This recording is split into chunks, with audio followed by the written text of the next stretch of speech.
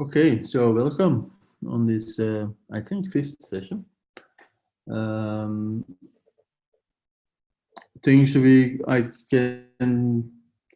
remember from previous time was we were very tired after 2 hours of convening, and we were about to start talking about the section K-12, which is actually, which sounds very institutional, but it's more about how to build your personal learning environment.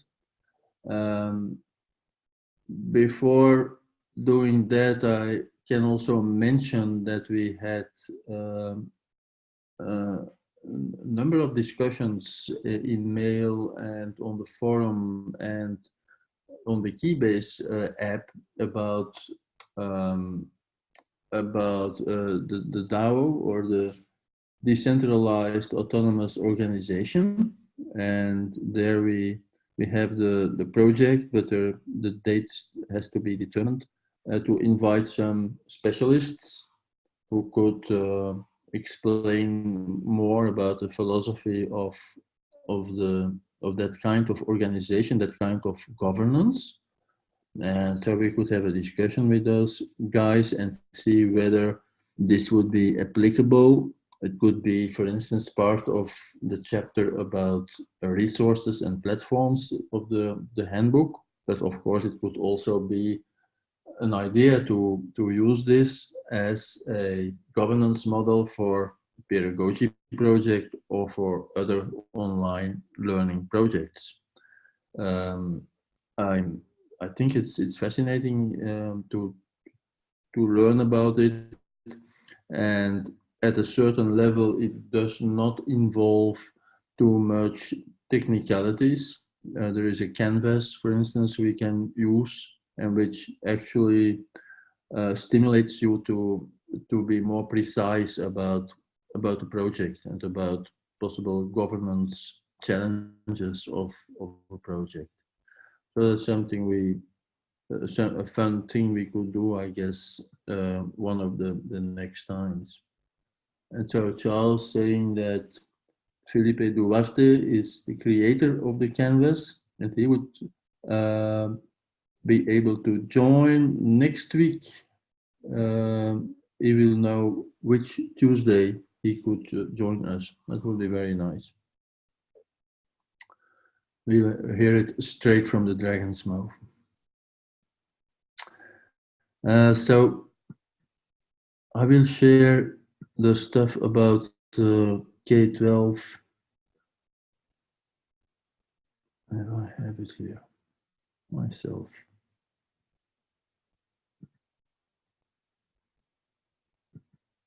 Actually, I don't.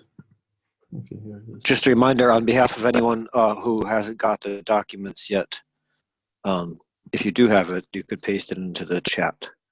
Yeah.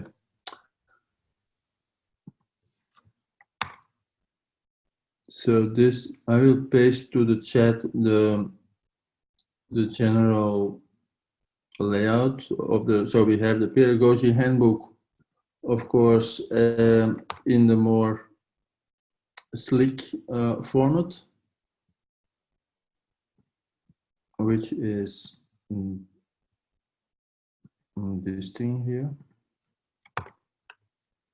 And then we have a copy of this in Google Docs in order to make it easy for everyone to do annotations and to make suggestions to change the text.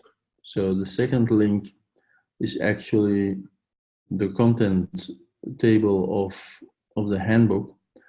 And so for today, November 26, we can go to the section about K-12, which is still part of the convening a group chapter.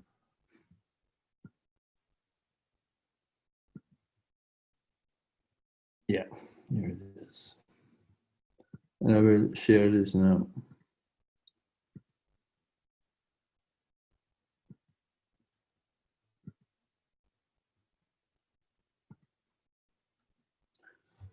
And of course, one of my traditional reactions on this was a bit, well,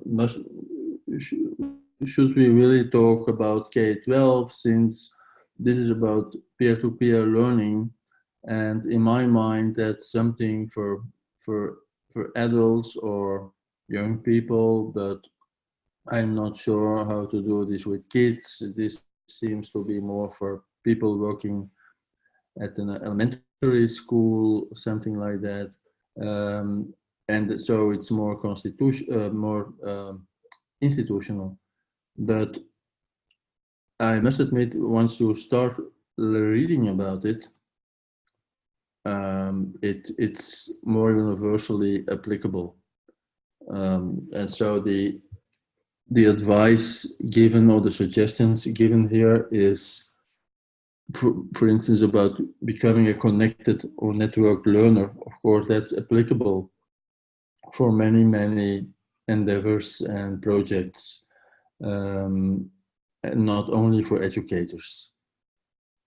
And so you have this phase one, deciding to take the plunge, then the fact that most of us start off as lurkers. Anyway, that seems to be like a sensible advice, to not really start talking too much, but just observe and see what the customs are in a certain group before intervening there. Um, and then you have the next stages, um, and there's still mention made of the Blackboard Collaborate, for instance, but there are many other social media tools which one could use. I think one of the most efficient one, even today, is blogging, for instance. Um, when you try to build and shape your personal learning network, and especially indie web blogging. So I'm not sure why most of the links here are to more, I think, more educator-oriented platforms. And so one of our projects is to, and that's in the annotations, one of the projects is to make different versions of the handbook, so that educators could have their version, but there would be numerous other versions generated, which would cater for other professions or other contexts.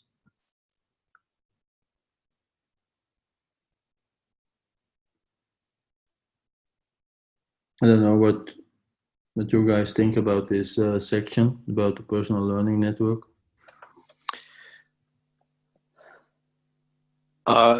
Can I just jump in and say, to think about the scope, especially for people who are maybe first joining this meeting, how maybe some are thinking, how could it be any different? How could there be other professions served besides educators or Yes. whatever?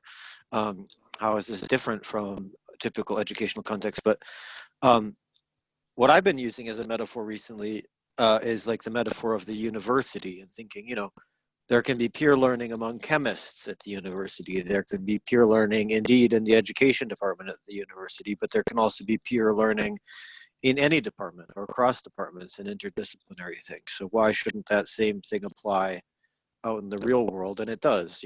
People could be learning programming on the job, for example, or engineering techniques on the job. So this is just one example of where learning could happen, and people might get the wrong impression, even from the term peeragogy or some other phrasing. But I hope that that's clear, that it's not just about schools. In fact, that should almost be the special case. Just to throw in the term production, because if I understand, we touched on this a bit earlier, peer learning and production, so kind of the production dimension can go into all kinds of directions in regard to pedagogy.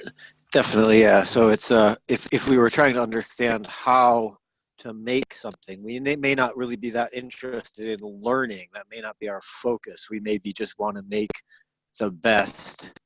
I don't know. My dad's really into guitars, so the best repository of information about amps. But of course, why are you interested in amps? Well, you want to learn how to do the amps as well. So there's learning involved with these production communities, and yeah, we try to look at the nexus of those things. Yep.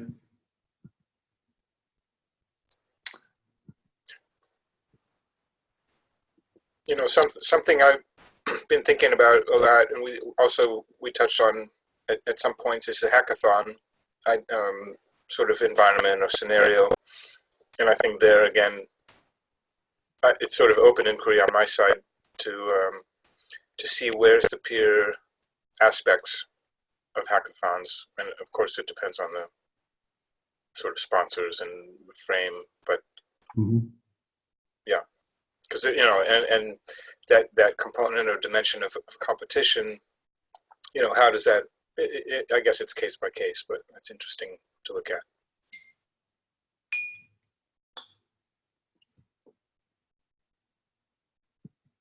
So one of the things that occurs to me about this specific issue of teachers, so Charlie Danoff, who was like one of the early people involved with this project, did a course at P2PU called Collaborative Lesson Planning. And that he was coming to that from the point of view of having worked as an English as a second language teacher, and just thinking about how could sharing lesson plans and stuff be helpful for teachers, and how can that be supported better. So it is an interesting use case.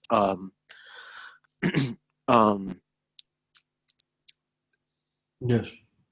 At the same time, I wonder, just because we don't want to give this impression that that it's only for educators. At the same time, yeah, if you really wanted to read, like, how can I be a better educator, this one page would not be enough information for you at all. So I think we might be falling between two stools here with, something that covers it for everybody, but only a very thin coverage. So,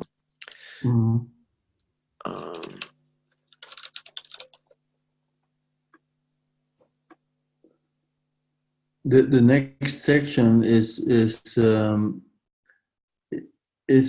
about self-organizing learning environments, and that's a model I think which goes back to Sugata Mitra.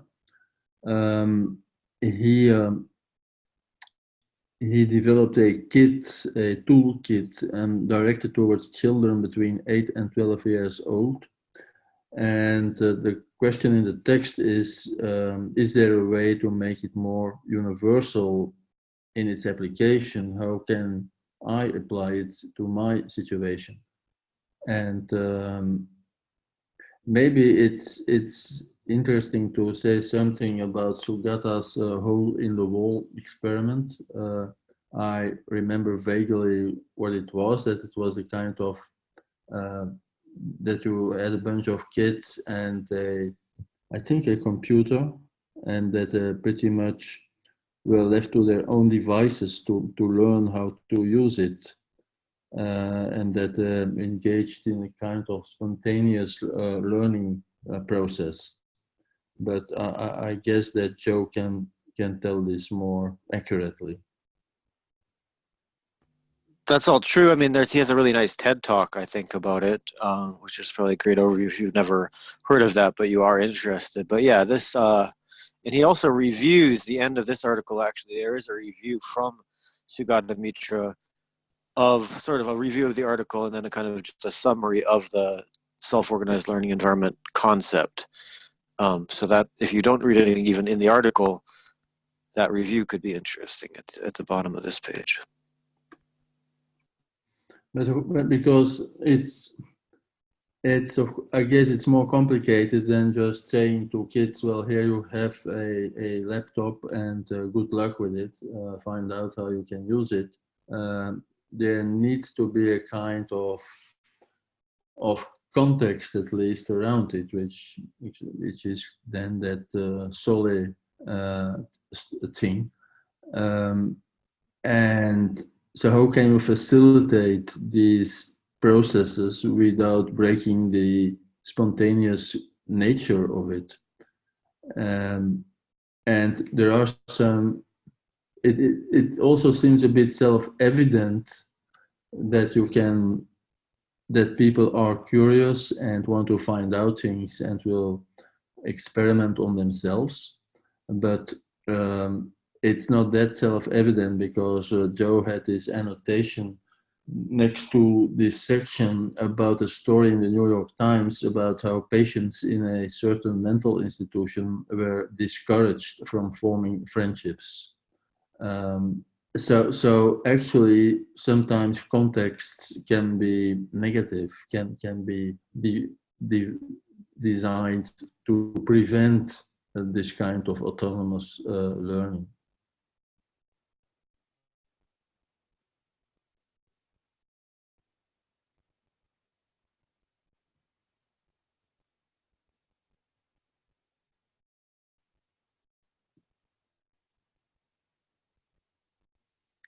And so this is a rather longish section, as you see,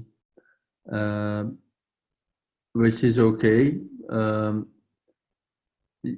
The only thing is, it is not self-evident, because in the previous sections we talked a lot about patterns, and these were highly structured with a kind of subject theme, and then we had the problems to be solved, the rationale of the solution, the next step which could be taken. While here you have less structured, at least or differently structured texts, which seem to move a bit away from the pattern logic.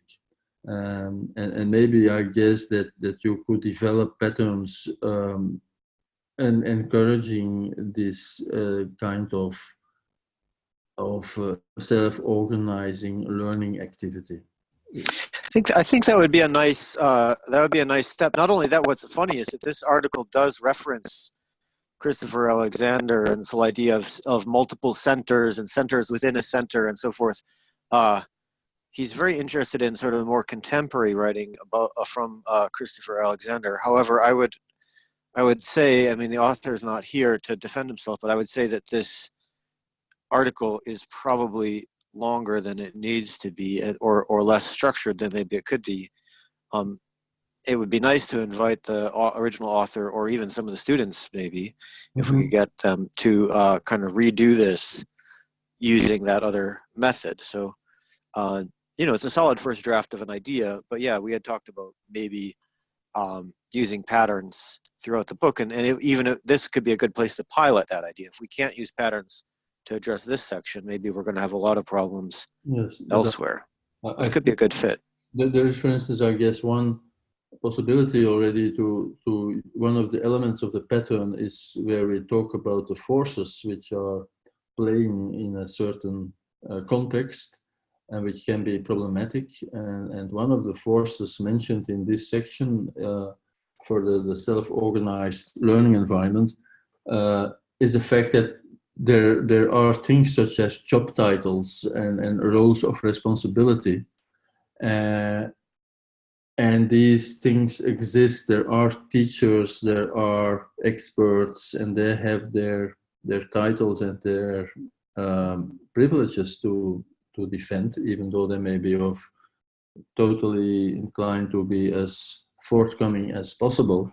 But still, there are these differences, which seems to contrast with the principle that as peers we are all supposed to be equal, and that everyone is expected to do everything regardless of the roles. And it said literally, titles go to people's heads.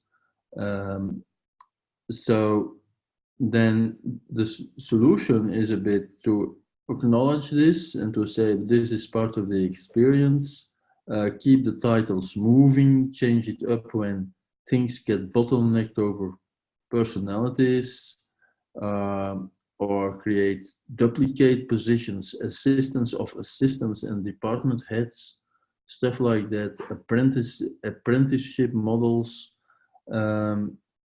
So I really do see the structure of a pattern in the discussion of how to organize the self-organizing learning environment here. And the advantage of the structure, of course, is that it would be more condensed and more, you would have an immediate overview of, oh yes, that's a problem. That's what we could do about it. These are the forces which will enter into play.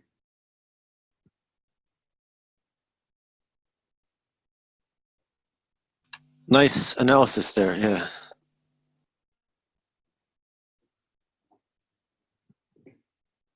So this is solid. This is pretty fascinating. Then there is another smaller section, I believe. I'm not sure anymore. This is about open source learning, which I have here. See what the length is. It's again a text which is not particularly structured. Open source learning being emerging education practice, allowing students and learners worldwide to capitalize on the connective power of digital technology to create and manage their own learning experiences, produce interactive material that is available online to everyone. Open source learning transforms the students into creative collaborators and educational entrepreneurs, showing them how to produce innovation in their learning experiences and participate directly in our global culture and economy as they learn. So lots of ambitions, very lofty principles. And then there is this kind of scenario about a student, a final year student, Pete, and there is a kind of a meeting there, and they are going to meet with I don't know what all those titles are, pro VC. I guess that's someone higher up in the food chain of an educational institution. Yeah, it's a synonymous to a dean, pro Yeah. vice chancellor. It's a British version of a dean.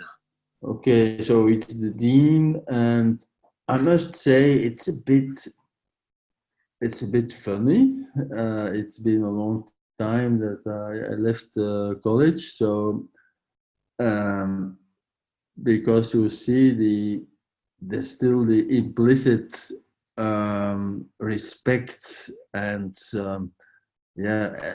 really respect for the institution in it, because it is said, much to the dean's credit, he didn't question why one of my students was there unannounced, but welcomed all of us. And then well, they work within this framework of pedagogy and open source learning, but there is a kind of it seems to be a bit surprised that the dean is actually going along with all this.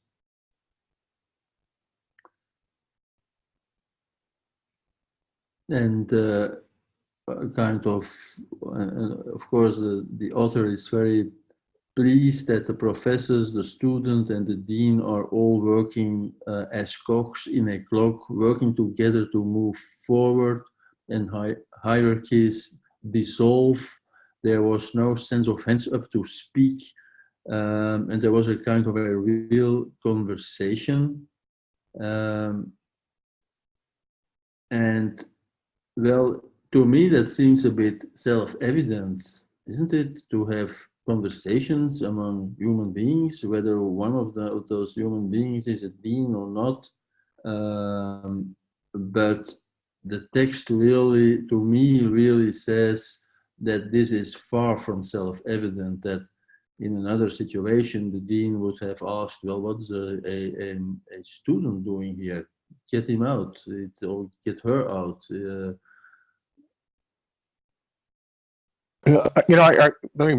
I feel compelled to make an observation here about this particular case, which is that I think that there is, how do I want to say this? there's a set of assumptions that people outside of higher education bring into higher educational settings that are not necessarily true. One in particular is the belief that a dean, for example, is somehow more important than a professor, and that there's more that there is a corporate respect for hierarchy, which I find is generally not the case. Power in higher educational settings is very highly decentralized. Deans, at least I can't speak to the British system, but certainly within the US systems, deans have far less power and influence than their equivalents would have in corporate settings. So I find nothing out of the ordinary about this kind of interaction between a dean, a student, and a professor in the least. It's very, deans have very little power, other than some distant power over budgets and office assignments. And that the real power tends to be with tenured faculty, and people who've been there for a long time, not necessarily who has, and usually administrative assignments like deans or rotating assignments. People get departmental chairs more so than deans, but it's you have to be careful to bring about what assumptions you bring across between these different organizational environments. The pecking orders are different, and the interactions are therefore are different than you would expect if you come in with a set of corporate assumptions. No, I may have misspoken, because I'm beginning to think that Pro VC is actually a bit more like a college president. Nevertheless, all the things you said apply. But I do think, at least here, for example, at the Open University, they hired someone who had come from the corporate sector. I think they had come from Mars or something. So, they're an expert in chocolate bars and producing stuff. And they hired them to run this university. And that did not go over very well. But they, this person had wanted to redo everything and cut costs. And they told all the teachers at the Open University, which, just for those who might not know, is a distance learning institution. It told them, you're not teachers, you don't teach. How can you guys call yourself teachers? You only write educational materials, and that's not very important. So it was basically a riot. They got rid of him again, but they wouldn't have bothered with the riot if that person didn't have any power. So I think I might have misspoke when I said that the Pro VC is like a dean, because you can have deans at different levels. You can have deans of a college within a university, or deans. You can have deans of a college within a university, for example. But I think the Pro VC is maybe one level above the dean. So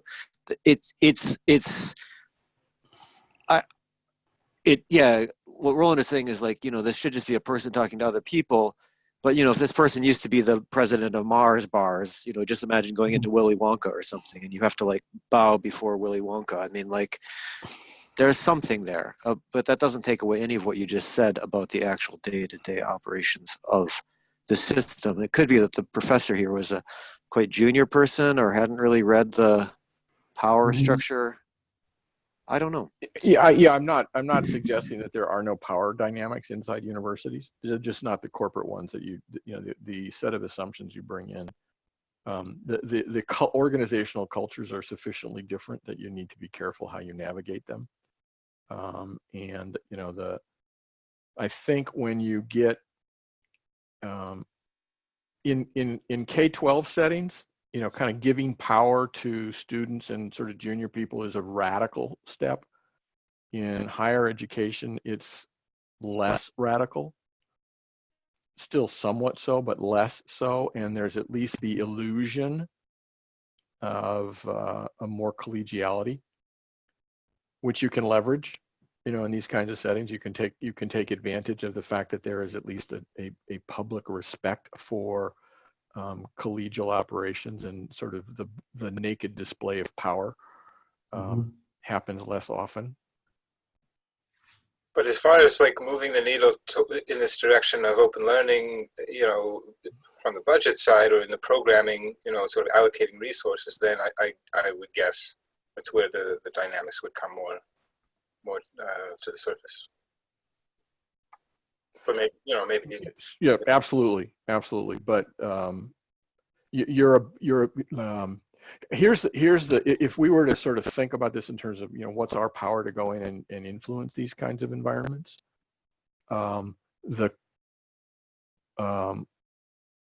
the corporate response, if you will, would be to go find the person at the top of the org chart and work from there. And inside of most higher education settings, it's much looser and more a pattern kind of strategy would be better to sort of understand where the you have to research the distribution of power and the power dynamics Yes. more close up in order to figure out who the real influencers are. Things so open learning and a variety could be delegated quite extensively, and the ability to control resources more widely distributed. So an open. Yeah, what is not very clear in this text is how this one student who is present, it's been said is a final year student, but why this particular student? You see, there can be a kind of hidden power dynamic there also, because what happened to the other students who are not present? Was there a particular reason they are not invited there? How will be the relationship between that one student who is invited in relation to his colleagues who were not in the meeting? So there are more subtle power dynamics playing here. We had a similar discussion during the previous session about a scheme where students were invited to help teachers to master certain technologies. Some students are more are just more expert in digital technology than most teachers, and so in that project, the students were invited to become assistants, and then, which seemed to be a very nice idea to do, and probably a very good idea. But there are darker aspects there also, because why are some students so good in technology? Maybe there's a kind of a class relation behind it, that they have at home sophisticated digital devices, while poorer students especially at high school or junior high school, don't have those things. And so they are just being treated as, well, the non-assistants, while the others are once more stimulated to have this other more inspiring role in the classroom. So all those things can turn out to be, at first you think, well, that's perfect, that's an ideal situation, but there are always things which one should take into account, which make it less obvious. And maybe this applies also in this example, why this particular student, and what happened to the others. That's interesting. Yeah, I was thinking about this from that, because you nicely kind of divided things up in patterns. I mean, I think that the obvious pattern here would be open source learning, right? Like the idea, which is that students take control of their learning experiences and produce interactive materials that's available online to everyone. So that's what open source learning is about. And I think this article is trying to look at what happens, when you bring different patterns together. Sometimes there can be kind of tension between them. And so this is what happens when you take open source learning and you put it in the typical hierarchy of the university. And so out of that conflict, we might see some other interesting patterns. And yeah, I think it's an interesting point that, these could be something like key stakeholders, or class dynamics within the population. I mean, these would definitely be likely to come up, I suppose. That could be a kind of a next step of how to mitigate those class differences if they are really present, if it really turned, because it's just a hypothesis, of course. How can you try to involve more people into that open source learning in order to avoid that it becomes once again a kind of new elite project? And I guess other patterns would be needed to achieve that.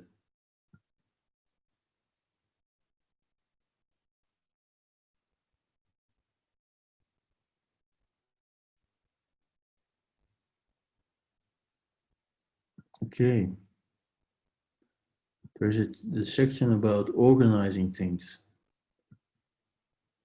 And that's inspired by the US Navy, if I'm correct, more especially the after action review. And there you have a very highly structured idea of saying, well, there are 4 steps here: review what was supposed to happen, establish what happened, determine what was right or wrong with what actually happened, and determine how it could be done differently the next time. And I don't know why then this is being combined with the pedagogy principles rather than the peeragogy principles. I don't know whether there is any specific reason why this is pedagogy and no longer peeragogy. But then the structure becomes a little bit more complicated in this sense. There is one extra point. You have changing context as a decentered center, meta-learning as a font of knowledge. Peers provide feedback that wouldn't be there otherwise. Pedagogy is distributed and non-linear. And realize the dream if you can, then wake up.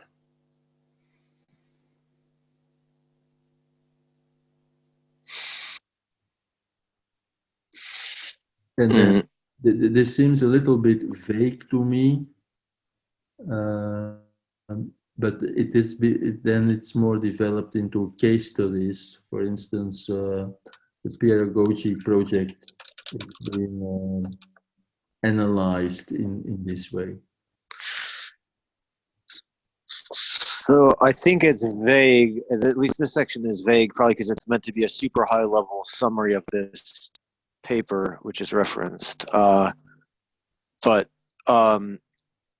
so it was called Peeragogy before it was called Peeragogy, basically. Mm-hmm.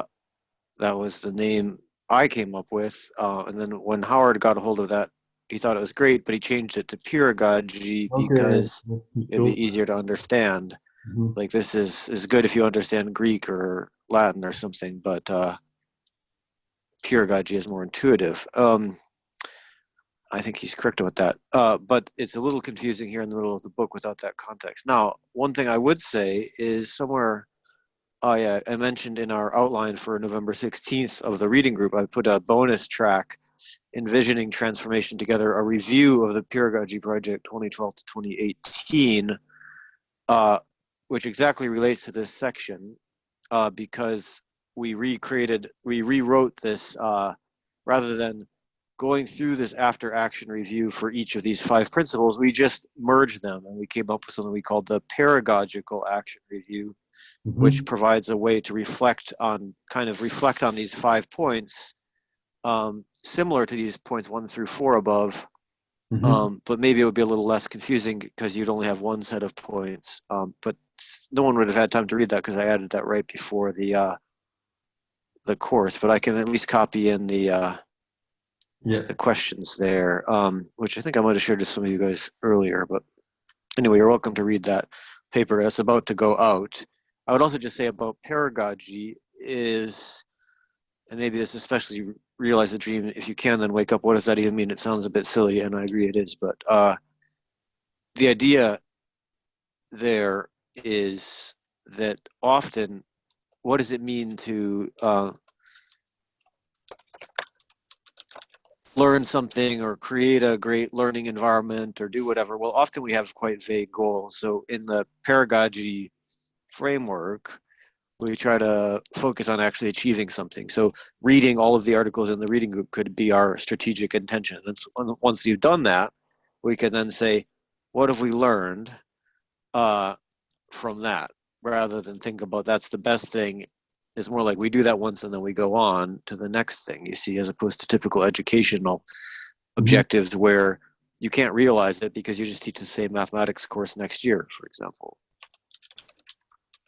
Yeah. I must say, in what you, the annotation is more clear to me now. The review the intention, what do we expect to learn or make together, establish what is happening, and then the third step is particularly interesting because there you ask what are some different perspectives on what's happening, and that's something which is less obvious in the U.S. Navy version of it.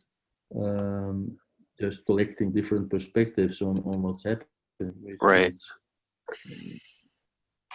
crucial, I think. Maybe just in regard to the question of the context of the term pedagogy, just something really short at the top, just telling that little story, or it could be a footnote, but I think it's an interesting introductory backdrop. Just to explain it like that, it was originally called this, and what's happened could be sort of 2 to 3 sentences. Yeah, am I still typing here? Yeah, I totally agree with you. In fact, if we were talking about an introduction to the book, you know, this could all go all the way back in the introduction, because there's a long story here. That I met Charlie in 2010, and the Peeragogy project got started in 2012. So we already had known each other for like 2 years before there was this project. But if we don't tell that story, then that won't be much use to anyone else. So yeah, quite agree.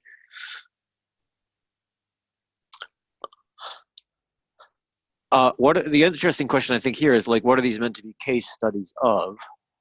And I think that they're meant to be case studies of this business of organizing co-learning context. And so it's not maybe very clear what's going on. I have to say, I think I wrote this section, so I don't mind being a bit extra critical of it. The real dichotomy here is between something that's linked to a timeline and something that is not. So if we design a learning environment like that SOUL, which we just read about last time, you know, self-organized learning environment, there is no syllabus. There may be a timeline like the computer will go away at a certain point of time or the school year will be over. But it's more the design goes into thinking about how is this space organized mostly. It's just it's a sort of false dichotomy, really. And in a sense, that's all this is trying to say. And I think case study 1 could simply say, we looked at a learning context and we reviewed it, critically reviewed it by coming up with this kind of framework about how does peer learning work. But it might be better, rather than presenting the framework, it might be better to actually present our findings, which are somewhere in that paper. I can't remember what the findings are. But yeah, it may be better to present these key findings than anything else. So I think I would take that as a. Yeah. And then the next case study is just about Peeragogy project, where I think we do, after presenting the instrument, where we gathered some information in this case study, we did provide some synthesis of findings. So that's a better job there. Yeah. And then in the conclusion, at the end of the text, There are a few things are mentioned people may want to try out in future projects. And among those things are ice breaking techniques or a buddy system, continual refactoring into teams, maintain a process diagram that can be used for a kind of a triage of new ideas and effort. Prefer the good to the best, but make improvements at the platform level as needed. And gathering information from everyone who joins and, if possible, everyone who leaves. In what has this been realized in the pedagogy group? These, for instance, these ice-breaking techniques and that process diagram and all that. Not in any systematic way. I think that if these things, if we were really using the pattern catalog the way it should be used, all of these things would be listed as next steps. That either would or would not have been realized, or they would be patterns, and then they would themselves have next steps. But you know, like just today, I introduced the icebreaker. Maybe someone saw it. I said, "Please contribute a song, and we will try making a mixtape together." And that doesn't have anything to do with pedagogy. It's just completely fun. So yeah, but that I wasn't thinking in terms of this chapter. Maybe subliminally I was, but you know, I don't think there's anything very systematic. So that's one of the most. That's essentially saying here, instead of a grand narrative, it's a growing collection. Like there's very little that's systematic about what we've done here, and that's kind of interesting. Mm-hmm.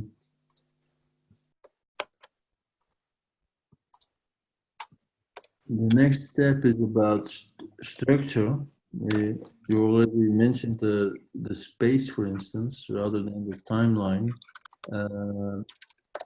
But here the questions are, how do you select an appropriate learning activity, and how do you go about creating one if we don't find an existing learning activity?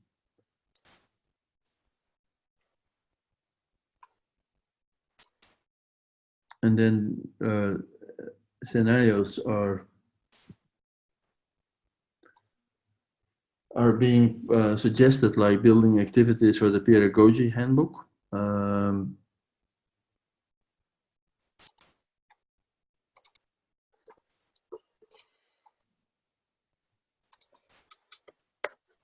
Which of course is in itself an activity, a learning activity, since you try to actually write a book, which is different from, for instance, a reading group where you're more passively reading a book.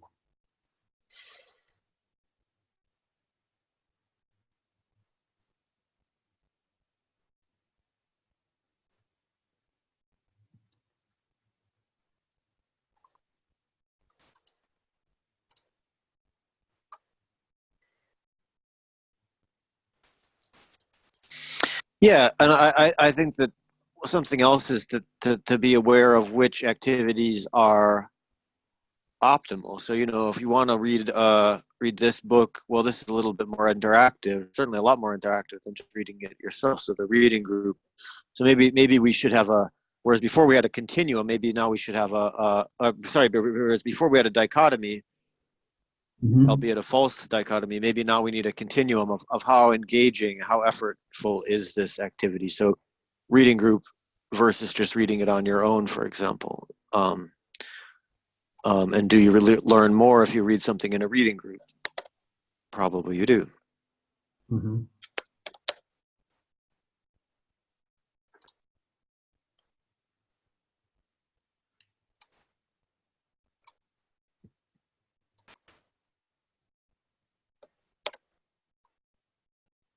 Yeah, then there is this example which is pretty fascinating, designing a learning activity for this current page. We want to be able to come up with effective learning activities in order to build this how-to article for peer learners. But it might be difficult to unplug from all the reading and writing. And finally, the proposed handbook activity is to simply step away from the handbook for a while and look for examples of peer learning in everyday life. And then when you have gained an insight about peer learning from your own experience, come back and create a related activity for the handbook page. And so did people actually do this? Or is this more a kind of a making explicit what happens all the time anyway? No, neither. I think this was a last-ditch effort to try to add more activities into the handbook, and no one has done this yet after this, but I think it would be great if they did. There aren't that many activities if you think back about the stuff we've read so far. A lot of it's just reading. You know, for example, that K-12 one, it has some suggested things to do, but they're not these kind of recipes. Like during maybe the first session you mentioned, let's create some recipes, and I think that was a really great suggestion. So this is similar, and this could be sort of saying, you know, here's one way to generate a recipe is to go around your neighborhood and look for the kinds of, you know, things that are getting prepared around in your neighborhood.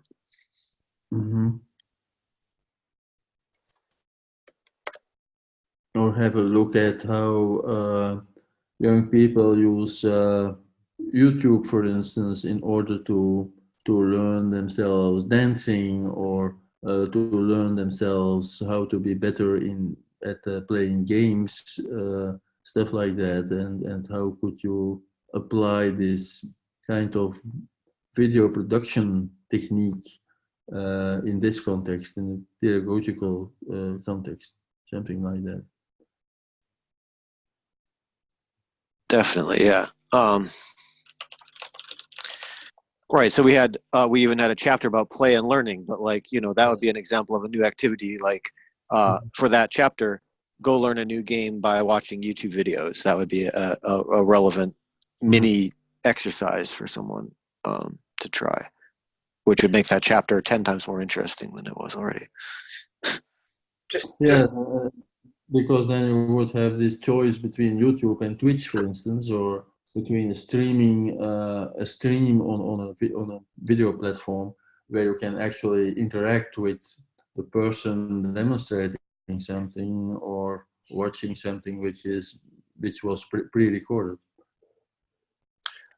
I wanted to just comment on, well, I guess two things. One just came to mind, which is what I call we're sort of in the golden age of YouTube, and without sort of getting into the rights debate or whatnot, it is kind of amazing that, instantly, it's one of many, but one of the main places you can go for songs, for example. And I've interviewed a lot of musicians for my radio show over the years, and I remember, I don't have to name them, but one quite well-known bass player was talking about sort of before being able to go on YouTube and watch how to play songs. Musicians had to listen and sit there and figure it out, and could not watch the fingers. So I just think that might be worthy of more highlighting in here somewhere. And certainly there's a whole peer learning aspect to the community of YouTubers. Yeah. Exactly.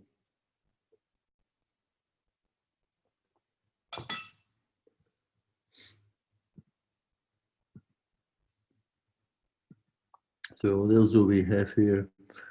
The student syllabus.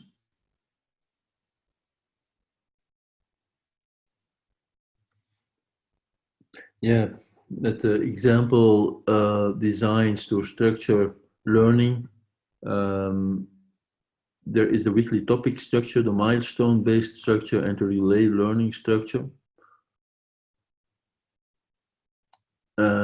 Weekly topics is to have each co-learner host a topic each week, or multiple students hosting their topics in the same week. So you have a rotation of presentations and activities to support the entire group in engaging with the topics and challenges. There are pros and cons, of course. You have the milestone-based structure. Each co-learner hosts their topics in parallel with similar activities and milestones that the whole group moves through together. And milestones can be set for a certain date, or the group can unlock their next milestone whenever all participants have completed the previous one. And so this can be great for informal groups in which participation levels vary from week to week, and the sense of game-like levels can be motivating.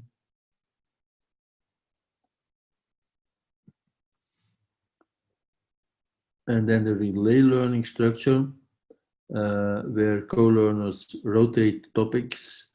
If one learner posts an introductory write-up on a topic the first cycle, there may be researching questions on another topic in the next cycle, posting a summary in the third, and then posting a summary on the original topic in the fourth.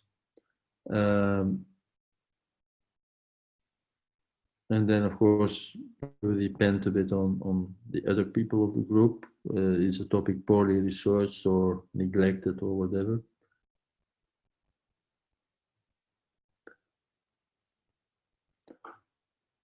So I think that that's pretty useful to have those different methodologies, in fact, to structure a learning process. So I have another comment as well as invitation here. If you guys would like an activity for this section, if you think, oh, you'd like to learn these structuring things for another activity, through an activity, we are planning in the Peeragogy project with I think a January 10th deadline, so there's some time left, to develop a 13-week syllabus for someplace called the Tufts Experimental College, which is associated with Tufts. And we could get a stipend of $4,500 out if we are accepted. So it's 13 weeks and 2 hours per week. I'm not sure how we would spend the budget yet. And I'm not entirely sure who or how the course would be delivered. But anyway, my main thought is, after having made 3 editions of the Peeragogy Handbook and working on the 4th, setting up a course and actually running it would be a much better validation of our ideas in some ways than just having a 4th edition of the handbook, because we could make more and more editions. But if you actually have some students there, you'll start to see, whether it works, whether anyone learns. You'll get some information about that. And so I think this chapter could be quite a useful one for that effort. And anyone here who wants to be involved with that effort, which is just starting, but will kind of, I think that 13-week syllabus, I think having the handbook be kind of the main textbook for that course would be something I've wanted for quite a while, and this could be a nice venue for that. So I can certainly share information about it, but anyway, I didn't want to distract from this specific chapter, but just to say I agree that I think this chapter could be a particularly useful one. Yeah. Quick question. That sounds. I'm definitely interested, and I saw you had posted about that. So yeah, keep me in the loop. Could that also be on like a hybrid online, or that's specific to physical classroom? In that case, I think they're open to different delivery models, and we're not sure yet what's the best way to do it. So indeed, yeah, if we ran it at the experimental college, could we make it open enrollment for anyone? That's the first time anyone has suggested that particular idea, but it's a lovely idea. And yeah, there's other courses that run on that same model. So I don't want to get too distracted talking about that particular course here, but that's a lovely distraction. Cool. Yeah.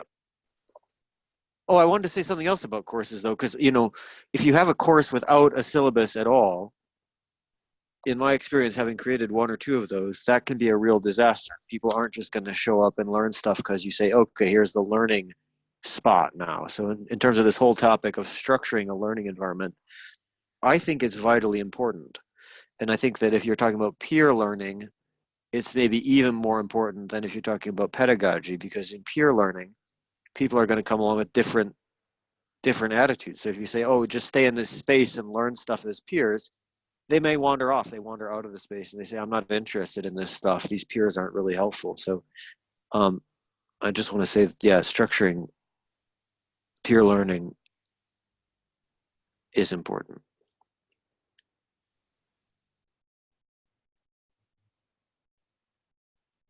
Yeah. And then there's in the same section a lot of suggestions about ways to structure content with talking about the number of topics, for instance, and that co-learners can take responsibility for a narrow area, and the dangers of going too broad. The learner generated topics, the expert informed topics, and what do you do if there is no expert facilitator in the group? Then how to interview experts, for instance, and how do you do that? It's even pointed out there are some useful tips here from how to prepare and how to conduct the interview. So lots of concrete suggestions here.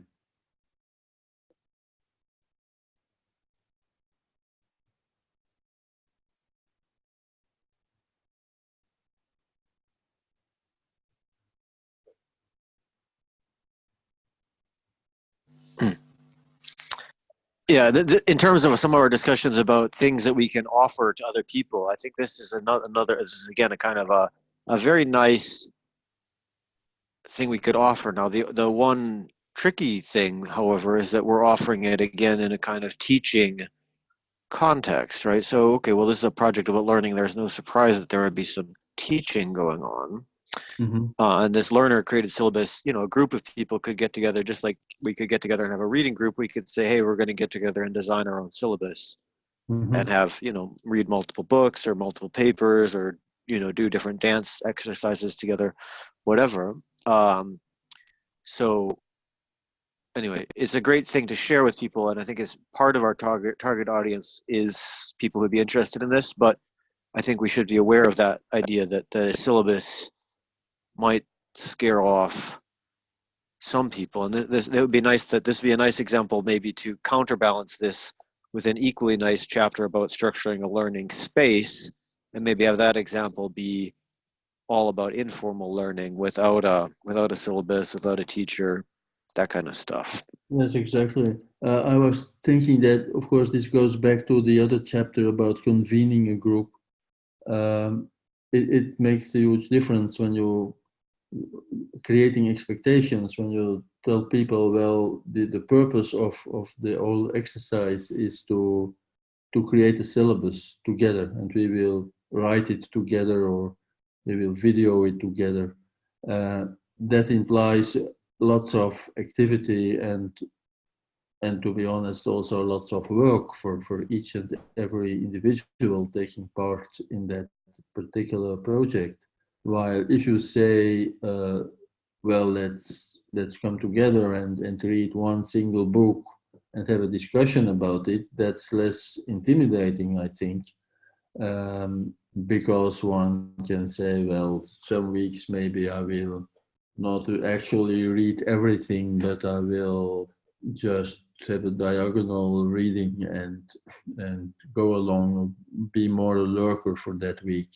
While if you really say there are roles to be played here and tasks to be done in order to create something such as a handbook or a syllabus, that's a very different animal. And then it all depends on how do you convene the group, where do you find people, in what communities are you searching in order to unite such a group of people. I have a comment maybe an observation or a question around facilitation, and also around the time frame of a given session, or that relates to the structure. Thinking, for example, that this 13-week syllabus, each session, or even, Howard's courses with the 6-week format. Let's say there's, 2-hour session. I mean, I don't know if 50-50 of sort of, focus on the content, staying on track with the kind of teaching in quotes, and then having the second half more open-ended for discussion, or, peer collaboration and so forth. I'm just thinking out loud a little bit, but maybe, and in terms of the comment about the intimidation factor of a super heavy syllabus, if it was kind of upfront stated clearly that, each session will have a kind of a flow and a balance, and does that make sense? Yeah, I think so. So that's an interesting suggestion, because we were talking about that also in the structure of the course, the big scale structure. You could also basically say, the first half of the course is where we focus on the readings, and the second half of the course is where we focus on more experimental, trying things, projects and stuff like that, right? And that makes some sense in the context that how can you really do a project in something unless you've done some activity, learn some of the basics. Hey, Robert. Okay, thanks for joining us. Hope to see you again next time. Yeah, so that how can you expect to do activities and exercises unless you've learned the basic skills? Where you're pointing out is you could have that same structure applied inside the frame of the 2-hour session itself, basically, that you learn some skills and practice them right away that day. Or you learn some skills and then you take a break and do something more chill that day. But yeah, I like this in terms of our pattern theory. This seems like quite a pattern that you can apply on the micro scale or the periodic scale. And again, just to underscore, I mean, it's maybe a meta aspect that, in the practice itself, that would apply, but also in the communication around, sort of promotion and invitation. Mm-hmm.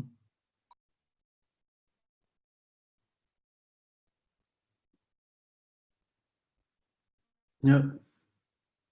Even, I know you mentioned the radio show, but just imagine you go to a club, they might say, we're going to have these live bands, and then after that it's going to be a DJ set until 3 a.m. or something like that. And those who want to stay and dance can, and those who only wanted to come for the headlining bands can leave. And it allows people to kind of be flexible.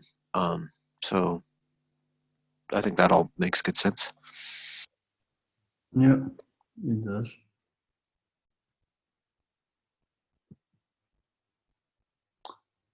I think we're moving to this almost last section of the chapter here, which is about a kind of I'm personally very interested in those connected MOOCs, the Stefan Downes kind of MOOCs.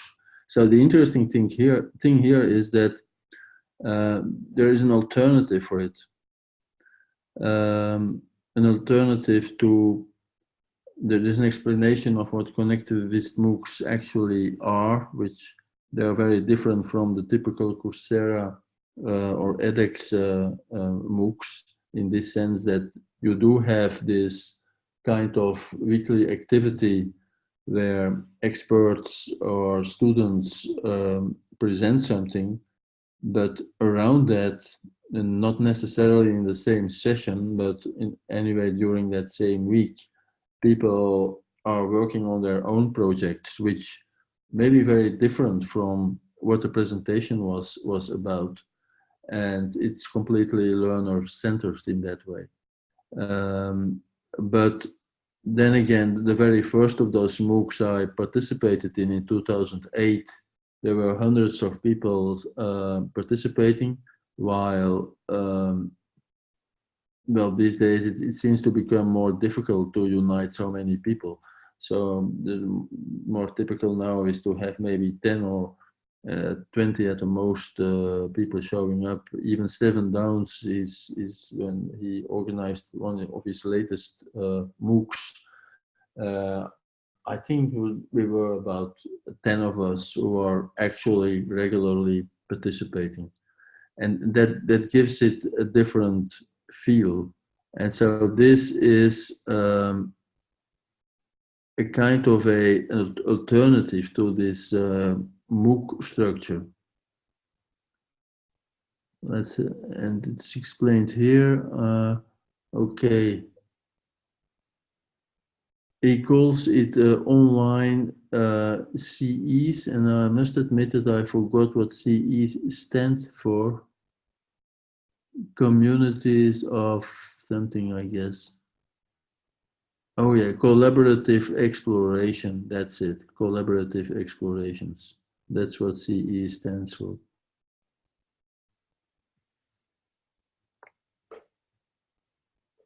And then there the structure is to have first session participants getting to know each other, free writing to clarify thoughts and hopes, quick check-ins, and everyone takes 5 minutes to tell the story of how they came to be a person who would be interested in participating in such a collaborative exploration.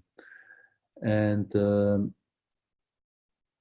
then session 2 is clarified thinking and free writing on one's thoughts about a case, dialogue processes to clarify what participants are thinking about.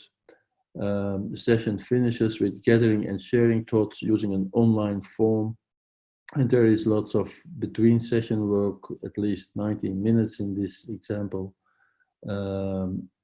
which is pretty much to ask people to spend that much time.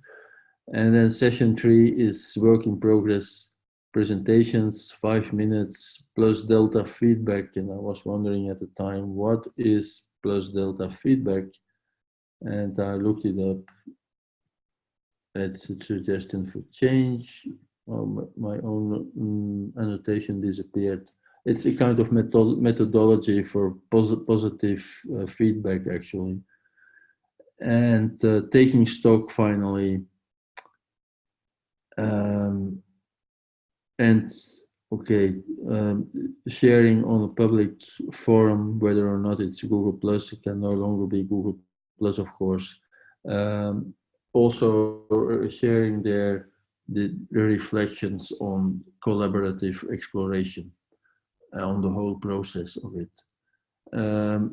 So it's a different methodology from a MOOC, even from a connectivist MOOC. But it's pretty intense, I feel. It's if you look at it, there is spent at least 90 minutes, and that's between sessions, and each session, I don't know, maybe it's 1 or 2 hours, I guess.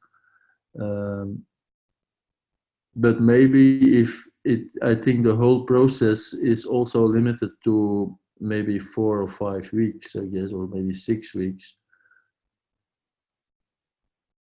which gives a kind of clear beginning and end of the process.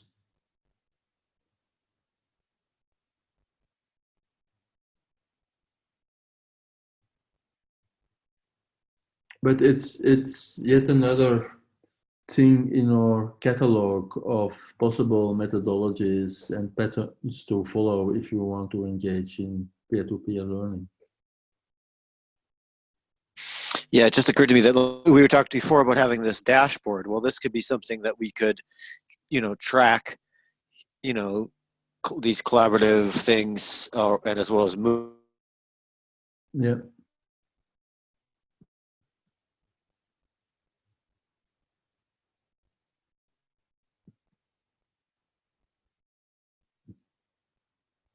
Oh, for me or I don't hear anything for the moment. Totally went dark. You went dark, yes. Joe, Earth to Joe. Oh.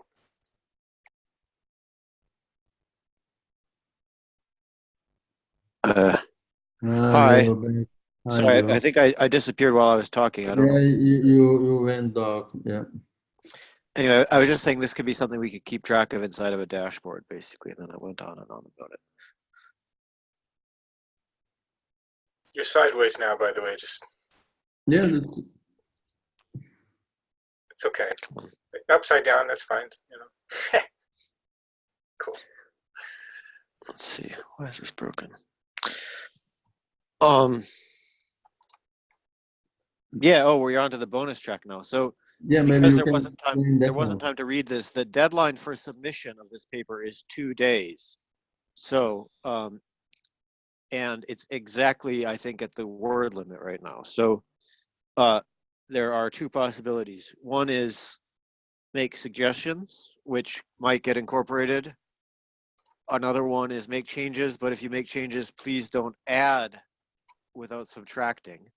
Yeah. In typical is following the typical rules. If you make changes, you're welcome to be an author. So Paola has come along and made some comments, but she didn't make any changes. So I have to debate now whether I should add her as a co-author.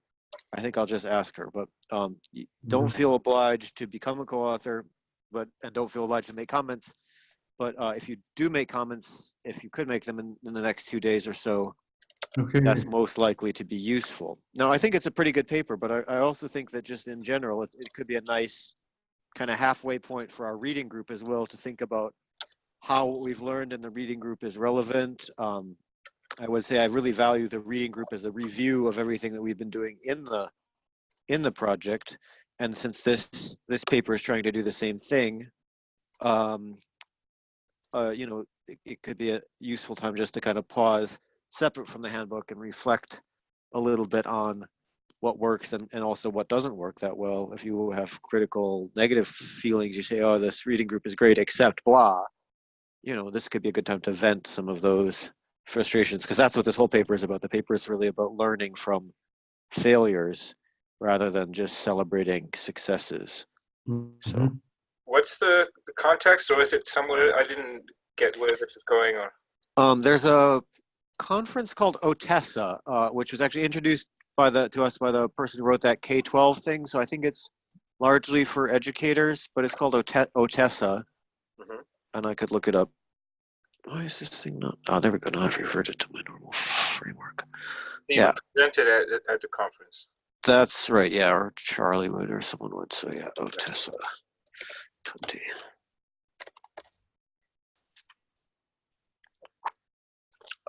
But I have to say, wow, nice job getting through all that material this time. It felt like we were a little bit behind. Now it feels like we're caught up. Yeah, really, that's great. Super laser, staying on track. Yeah, I was looking at this text here, and there was some. Yeah, what is PAR and CLA? The social presencing workshop was for PAR and PAR. If I hadn't introduced that, yeah. All right. Okay, so that needs to be changed, but I can do that right now. So those are discussed in the paper. Okay. I'm not sure if this planned for audience, and but it should.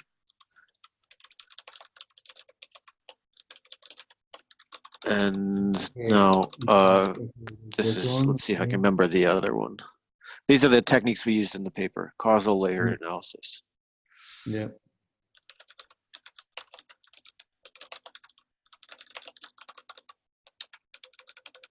There we go. Thanks. Okay. I see that you're also referencing Marcel Broodhuis. I didn't know how to pronounce his name so far, but yeah, Charlie found some of his stuff, and I quite enjoyed that. And I think I even thought of you because he's Belgian. So Yes. Yep. Doing so well. I enjoyed looking at some of his material in the library the other day.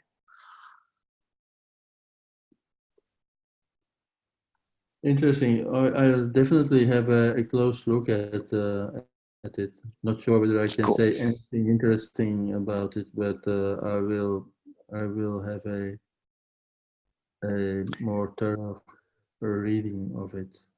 Thank you. Yeah, wonderful. And I mean, it's kind of meant to springboard the next steps in the project. So hopefully it will work, and it will go in the handbook. So this could go into the handbook as well. So one could imagine this as an insert into version 3 somehow. Are other people still here? No, It's just Yeah, us. just some of them have left.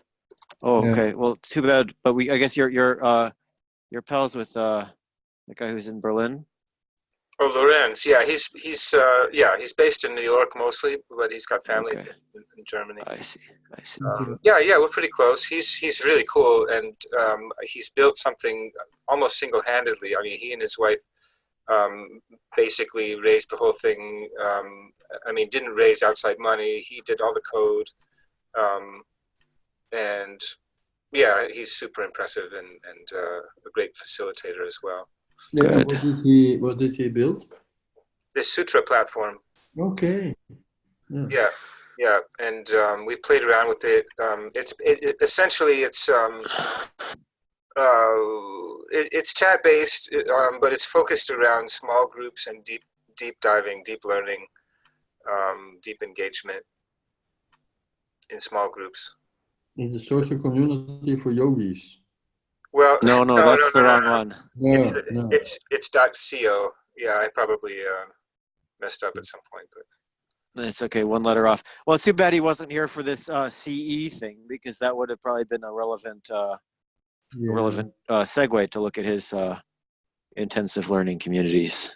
Yeah, he's had some good experience over some years at this point, and he's also adding new features. I'm super excited. I haven't had a chance to really get my hands on. There's basically through a way to tag, to kind of make tags on notes, then you can generate maps. He's basically got a mapping situation going on now, which is just emerging. Nice. And I'm excited about that. I mean, maybe we can try to schedule with him when there's a sort of appropriate section or opening to discuss it. I don't know.